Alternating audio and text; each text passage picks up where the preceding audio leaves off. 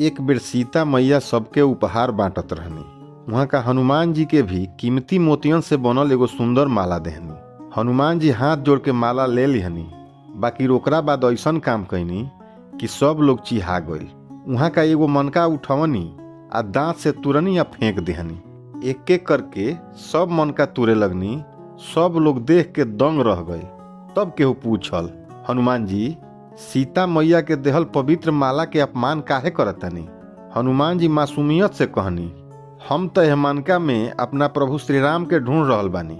अगर एमे हमार प्रभु नइखी तो हमरा खातिर एकर का मोल बा?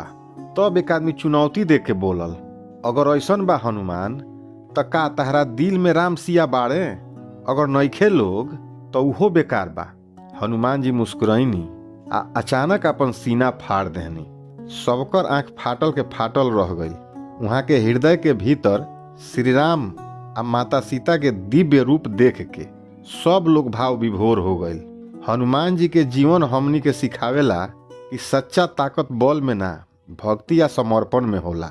वहाँ का समुंदर पार कैनी, पहाड़ उठौनी, शक्ति देखावे खातिर ना, बल्कि प्रभु सेवा खातिर। ई कहानी हमनी के सिखावेला कि अगर दिल में भगवान के वास हो जाला तो हर मुश्किल आसान हो जाला। आई सब मिल के बजरंग बली नाम के जाप के साथे साथे वहाँ के भक्ति या सच्चाई आ सेवा के अपना जीवन में उतारल जाओ। काहे कि जहाँ सच्ची श्रद्धा होला वहाँ असंभव भी हार मान लेला। जय श्री राम, जय बजरंग बली, हर हर महादेव।